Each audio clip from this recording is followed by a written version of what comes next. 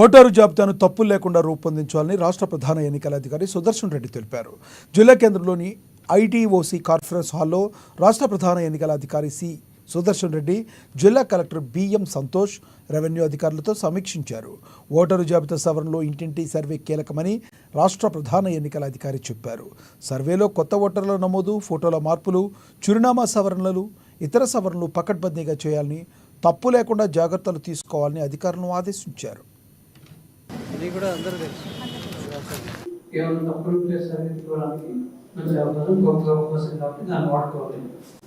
ముఖ్యంగా errors, logical errors, తర్వాత address మార్పులు చేసుకోవడానికి, సీరియల్గా అడ్రస్ పెట్టుకోవడానికి, ఫ్యామిలీ మెంబర్స్ డివైడ్ అయితే డివైడ్ కాకుండా ఒకే చోట ఉండడం, తర్వాత ఒకే పోలింగ్ స్టేషన్ చూసుకోవడం, తర్వాత ఎక్కువ యూజువల్లీ బిలో 2 kilometers ఉంటారు.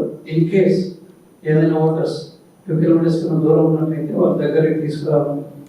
ఇటువంటి ఇప్పుడు ఎలక్షన్ లేదు కాబట్టి హౌస్ హౌస్ వెరిఫికేషన్ తర్వాత చేస్తున్నప్పుడు ఏవేవి తప్పులు ఉన్నాయో ఇంతకుముందు సరి చేసుకోవడానికి అవకాశం లేదు.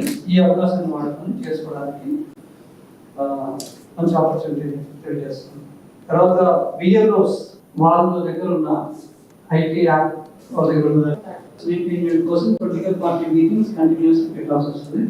I hope that as the